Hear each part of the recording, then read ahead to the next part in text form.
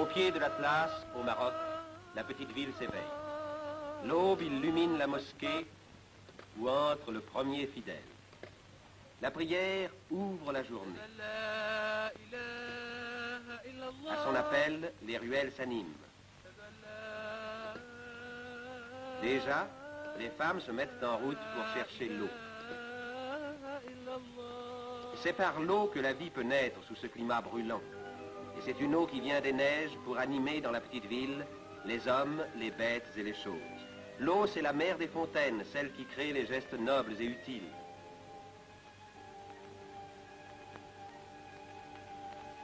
C'est aussi l'eau qui va arroser les souks sous leurs claies de roseaux, où s'ouvrent déjà les boutiques étroites dans lesquelles l'on vend les épices et les cuirs brodés. L'eau qui rafraîchit le patio que traverse si sagement l'enfant en route pour l'école, car la vie du matin réveille les écoles. Tout un petit peuple sérieux se met en marche vers la classe.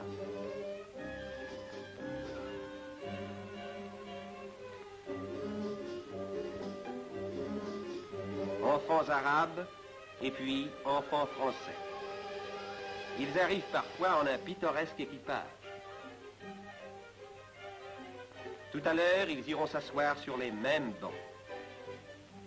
Mais point d'école sans une âme active. Et voici celle qui fait vivre 5 écoles, une française.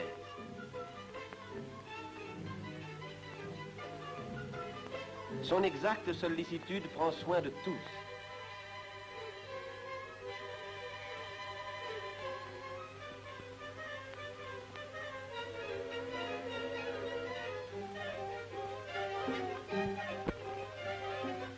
On s'en va vers une autre école.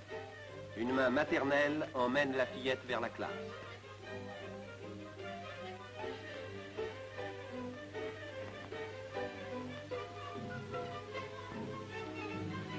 La maîtresse est là, qui attend la nouvelle venue. Une Française aussi, toute jeune, heureuse d'avoir cette pittoresque et docile famille.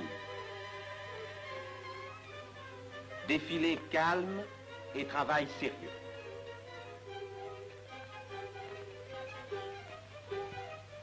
D'antiques broderies berbères renaissent ici sous les mains naturellement ingénieuses des fillettes. On ranime et l'on perpétue un art national.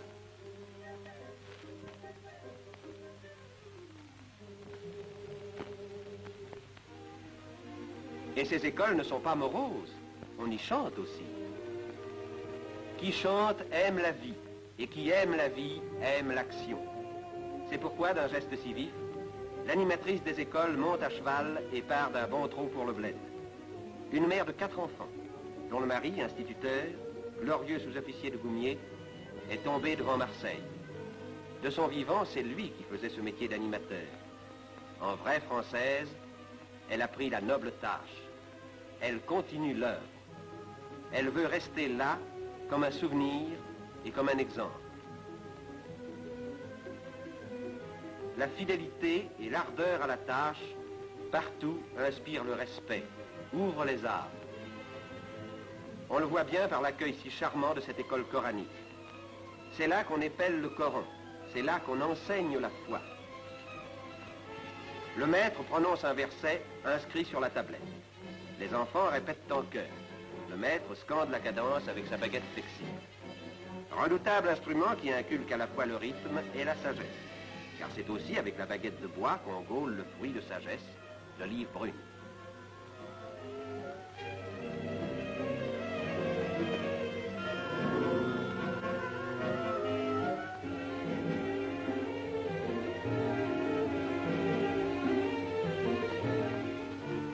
Ici fonctionne encore la meule antique. La lourde pierre roule et broie l'olive lentement, d'où coule l'huile grasse, aliment précieux. Les procédés du bon vieux temps n'excluent pas la vie moderne. Comme tous les bons Marocains, ces blédards aiment les voyages. Le car arrive, il brinque-balle avec ses voyageurs en grappe qu'il secoue sans ménagement. Il vient de loin, tout poussiéreux.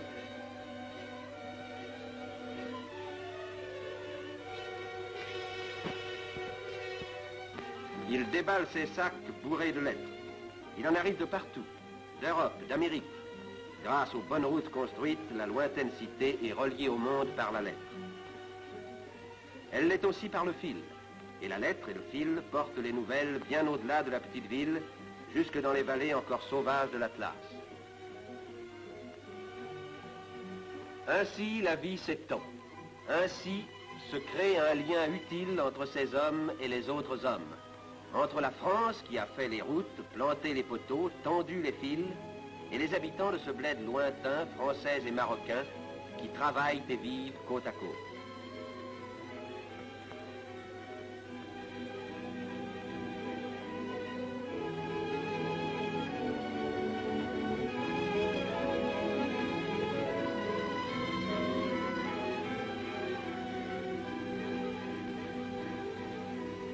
De ces travaux et de ces vies associées, voici le point vital, le centre symbolique, la belle demeure moderne avec son parc et ses bureaux.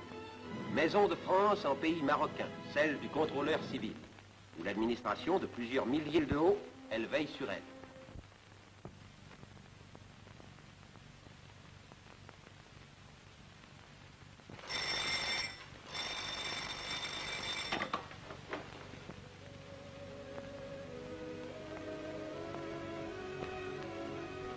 Le contrôleur laisse son bureau pour aller rendre la justice. Rude tâche dont la pensée le préoccupe alors qu'il traverse sans hâte les beaux jardins qui entourent sa maison. Là, il y a 20 ans, les arbres étaient rares. Avec l'eau sagement canalisée, le soleil, un humus fertile, on a tiré du sol ce jardin, admirable lieu de repos dont la végétation vivace couronne la petite ville.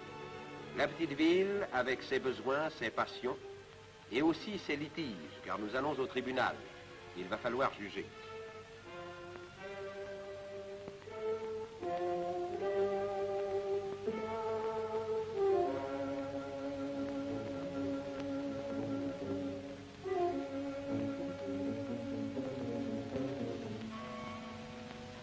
Ce tribunal, on l'appelle le Mejles. Le contrôleur et le pacha y siègent de compagnie. Voici l'accusé, la mine basse.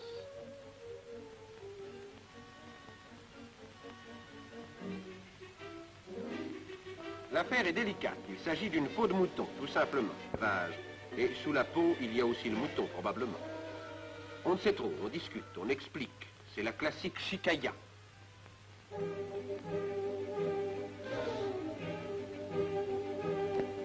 Le pacha et le contrôleur, qui s'y connaissent, écoutent, froncent le sourcil, se font une opinion.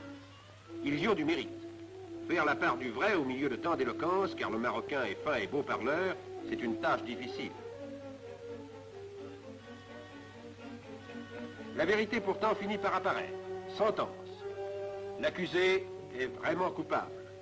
Rien qu'à le voir partir, sombre et farouche, on en reste persuadé. Et dehors, la vie continue.